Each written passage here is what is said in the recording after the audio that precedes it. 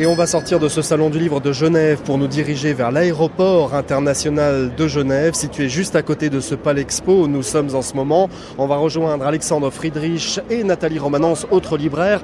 Merci Laura Sanchez. Merci de nous avoir accompagnés ici. Vous passez le relais à votre collègue suisse. Le temps de nous déplacer, justement, on écoute le nouveau titre de la chanteuse Christine and the Queens. Bonne journée ou bonne soirée à travers le monde avec la librairie francophone. Souffle saccadé, voilà qui laisse deviner que tout se décide, tout se décide. Qui...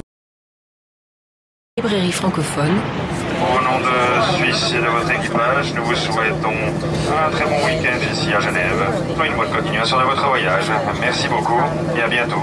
Emmanuel Kérad. Voilà, après l'ambiance du Palexpo et du Salon du Livre, nous voici dans cette ambiance à la fois électrique et feutrée de l'aéroport de Genève. Bonjour Alexandre Friedrich. Bonjour. Merci beaucoup de nous accueillir ici. Vous avez publié EasyJet chez Alia. Et vous avez beaucoup voyagé dans votre vie, 20 ans à parcourir le monde. Et vous dites d'ailleurs que les compagnies aériennes qui cassent les prix ont changé les aéroports. Alors, elles ont changé les aéroports. En changeant les aéroports, elles ont modifié les comportements. Et puis, évidemment, le comportement dit que la personne doit s'adapter. Donc, en quelque sorte, on passe du voyage au transport. Et le voyageur aujourd'hui est traité de façon, disons, assez cavalière. Alors il y a une façon très particulière de traiter les passagers, on le voit très bien ici sur l'aéroport de Genève parce qu'on a comme cela des bandes de séparation. Alors on va s'approcher justement parce que chez EasyJet, comme chez toutes les compagnies, c'est valable aussi chez Air France, Iberia et toutes les compagnies qui sont autour de nous, on a comme ça un long chemin, comme un serpent dans lequel on se glisse entre deux barrières et il y a énormément d'attentes. On a tout le temps du monde et c'est plus du tout la même façon de voyager, c'est plus du tout dans l'apaisement. Alors il y a cette formidable invention parmi d'autres inventions formidables qui s'appelle le couloir souple. Ah, le couloir souple, voilà, pardon. Alors là on est devant, le couloir souple d'EasyJet bien entendu est orange, comme tout ce qui concerne EasyJet. Et alors, une des inventions qui définit des comportements absurdes, c'est que souvent, pour aller à droite, il faut commencer par aller à gauche, puis retourner à droite, puis retourner, etc. Ça prend beaucoup de temps. Alors là, on est devant environ, allez, comme ça à l'œil, on dira 200 personnes. Et encore, c'est calme. Voilà, aujourd'hui, c'est un jour calme, en effet. Donc, elles sont toutes en attente. Et on voit d'ailleurs personne au guichet parce que à peu près tout est automatisé aujourd'hui. L'avion est devenu un outil, un véhicule populaire, c'est ce que vous expliquez dans votre livre, Alexandre. C'est banal, ça n'impressionne plus personne. Au pire, on a peur de l'avion et la compagnie aérienne conditionne le passager. Vous comparez d'ailleurs le processus à une traversée de la mort. Évidemment, si vous prenez des moyens anciens, pour ne pas remonter trop loin dans l'histoire, évoquons le train. Il y a tout de même un rapport à l'espace. Bon, dans ce cas-là, il est terrestre, bien entendu. L'avion est une sorte de boîte de conserve. On y ajoute des ailes, on y ajoute un aileron, on y ajoute des réacteurs. Ouais. Vous entrez, vous ressortez. Et entre deux, qu'y a-t-il ? Eh bien, entre les deux pays, il y a l'avion. Mais dans la mesure où il n'y a pas de point de repère, on n'a même pas le sentiment qu'il bouge. Voilà peut-être la métaphore de la mort. Voilà, on va monter dans quel étage entre Tunisair, Air Algérie et la Swissair, qui est juste là, évidemment, bien représentée, avec cet escalator. On va arriver du côté des cordons de sécurité, d'ailleurs les fameux portiques, on va parler de sécurité dans un instant, mais avant cela, il y a quelqu'un d'autre avec nous, c'est une libraire. Bonjour Nathalie Romanens. Bonjour Emmanuel. Alors vous nous avez rejoint ici, dans cet aéroport de Genève, pour cet entretien avec Alexandre Friedrich, merci beaucoup. Vous êtes libraire à Martigny et vous avez évidemment lu ce petit livre à la couverture orange, EasyJet. Qu'en avez-vous pensé alors ? Alors moi déjà j'ai eu beaucoup de plaisir et je me suis beaucoup amusée à la lecture de ce livre, même si je l'ai trouvé parfois un peu kafkaïen. J'avoue que moi il me fait prendre conscience, Monsieur Friedrich, c'est la manipulation dont nous sommes victimes en tant que voyageurs. Ça fait froid dans le dos par moments, mais on se rend compte que plus la compagnie met des règles, plus le voyageur devient malléable et confiant. Ça fait un petit peu souci. Et puis j'ai trouvé qu'il y avait un aspect que vous abordiez absolument pas, c'est l'écologie. Parce que à force de voyager moins cher, plus loin, il faudrait peut-être que la génération EasyJet y réfléchisse aussi un petit peu. Alors voilà, on est à côté des portiques de sécurité, les fameux portiques avec des agents de sécurité qui sont juste devant nous, qui nous regardent un petit peu étrangement. Je pense que voilà, on a des autorisations quand même, que les choses soient claires.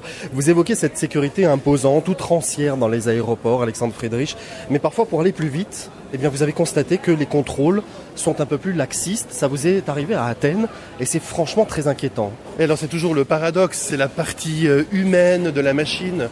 On est encore dans un schéma ambivalent, on peut le constater tous les jours. C'est vrai que les machines sont de plus en plus nombreuses, mais il y a souvent des gens qui expliquent aux autres gens comment faire fonctionner la machine. Et à partir de là, l'erreur est réintroduite dans la machine, l'erreur étant humaine. Voilà, alors là on met évidemment sur ces fameux bacs les différents appareils que l'on a, la ceinture, les chaussures, on se déshabille quasiment parfois, hein, c'est un peu ça. Et du coup, voilà, on est dans une situation de fragilité. Oui, alors un des éléments qui m'apparaissait au cours de ces 17 voyages, c'est la façon nouvelle dont on envisage l'humiliation lorsqu'on est introduit dans cette grosse machine qu'est l'aéroport. Parce que, souvenez-vous, on nous demandait pas grand-chose, puis on nous demandait quelque chose, et puis on nous demande de plus en plus de choses. Et pourtant, je vois rarement les gens refuser de se soumettre. Alors, je ne sais pas exactement quelle est leur raison de s'adapter aussi vite à ces requêtes, mais j'imagine qu'au fond, être humilié, comme on va peut-être le voir là, comme on voit ces gens l'être, est rassurant. C'est-à-dire, ça prouve que le système fait tout pour vous protéger. En même temps, il vous emprisonne. Oui, c'est ça. Voilà. Bon, on va sortir de là parce que, évidemment, on gêne un petit peu. Voilà, on va sortir de cet espace de sécurité, espace de contrôle, avec une autre anecdote que vous racontez, Alexandre Friedrich. Vous expliquez que certains achètent des résidences secondaires pour presque rien, dans des pays de l'Est notamment. Et c'est ce que vous appelez d'ailleurs les résidences secondaires excentrées. Et c'est vrai que quand on dépense seulement quelques dizaines d'euros, de francs suisses ou de dollars, on est tenté d'aller voir. Et parfois ça va plus loin, ça se concrétise par un achat immobilier. Oui, alors c'est beaucoup plus fréquent que ce que je croyais. Donc j'ai évidemment discuté avec mes voisins de siège. Vous savez que ces avions sont toujours pleins. Et plus d'un utilise l'avion 2-3 fois par mois pour se rendre chez lui. Bon, il doit tondre le gazon, il a un problème d'eau, donc son voisin l'appelle. Sauf que le voisin est à 1000-1500 km et dans ce cas-là, on prend EasyJet. Et sans EasyJet, sans une compagnie à bas prix, pour pas faire de publicité, ça ne serait pas possible, ça. Alors c'est amusant parce que je me suis plu à poser exactement cette question à mon voisin, qui me dit « Oh, ce n'est pas grave », donc il est anglais tout de même, hein. Il me semble que c'est une île, non? Il dit « Oh, ce n'est pas grave, je prendrai ma voiture ». Je crois que... Il y a un tunnel sous la Manche, Alexandre. Ah oui, c'est juste un tunnel maintenant. Non, je crois que la réduction de l'espace qu'a provoqué le low cost a aussi écrasé notre capacité à réfléchir. Bon allez, on va aller sur le tarmac, on va aller voir ces avions orange, avions blancs, enfin toutes sortes d'avions ici à l'aéroport de Genève. En duplex avec nous, il y a deux autres libraires qui ont lu votre livre, Alexandre. Alors on va les écouter. Manon Trépanier, par exemple, elle est au Canada, c'est une grande voyageuse. Elle adore l'avion, ou presque, Manon. Oui, Emmanuel, mais concernant ce livre, moi, je vous avoue que j'ai pas trop compris quelles étaient les motivations de l'auteur. J'ai même eu l'impression étrange là, qu'il déplorait le fait que le voyage en avion se démocratise. Puis, en plus, dans la vie, on en a pour son argent. C'est normal qu'avec des prix bas, on coupe un peu dans le service, d'autant qu'on ne parle pas ici de vol transatlantique, là. Bref, je m'attendais à des révélations fracassantes sur les coulisses, mais ce livre n'a été au final pour moi qu'un pétard mouillé. Voilà, le commentaire de Manon. Alexandre, un commentaire? Oui. On coupe dans le service, quoi, c'est ça? Ben, forcément, oui. Mais ça, c'est le principe de l'offre et la demande. Mais aussi. la question des coulisses est très intéressante parce que, au fond, on est dans une société de façade, hein, ce qui implique des coulisses. Ouais. Il est difficile d'entrer dans les coulisses. Là, c'était pas mon propos, mais je pense que il y a vraiment une protection de tout ce qui relève de la fabrication de l'offre. C'est-à-dire que nous, on voit les avions, nous, on voit la façon dont on nous traite, etc. Ce qu'il se passe derrière doit être invisible. Ça, c'est l'aspect marketing. Voilà, merci beaucoup Manon. On prend un vol Genève-Bruxelles pour rejoindre notre libraire Déborah Damblon. Déborah, comment s'est passée votre lecture? Eh bien, j'ai eu l'impression qu'on observait des insectes. C'est une étrange impression, comme si on regardait des petits animaux et que ces petits animaux, c'était nous et que nous étions les jouets d'un monde et d'une société qui nous dépasse complètement. Et c'est à la fois curieux comme sensation, plutôt passionnant comme réflexion, je trouve, mais un peu glaçant aussi. Un livre glaçant, c'est pas complètement faux. Merci beaucoup Déborah. Voilà le tarmac de l'aéroport juste là devant nous alors qu'un avion de United décolle. Avion pour les États-Unis devant un EasyJet d'ailleurs, Alexandre. Alors c'est vrai qu'avec ce nouveau système, au final, le fait de réserver en avance le plus tôt possible, on s'impose de nouvelles règles dans la vie. C'est une privation de liberté pour vous, ça?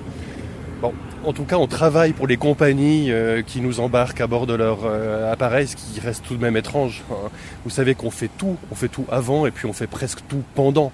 On est de plus en plus loin du voyage et On parlait tout à l'heure d'effets glaçants. Eh bien, moi, je le ressens passablement. Je continue de beaucoup voyager, mais il me semble que où qu'on aille, on est un peu au même endroit. Donc, où qu'on aille, on est nulle part, quoi. Ah oui, exactement. Alors que les avions décollent devant nous, la KLM et EasyJet pas très loin, évidemment. Le titre de votre livre, justement, c'est cet avion qui est devant nous. Merci beaucoup, Alexandre Friedrich. Merci infiniment. Un récit percutant, souvent drôle, autour de ces nouvelles compagnies aériennes et des aéroports. Et c'est publié chez Alia. Merci, Nathalie Romanence. Merci à vous, Emmanuel. Bon voyage. On vous laisse prendre l'avion, hein. Voilà. On va terminer d'ailleurs cette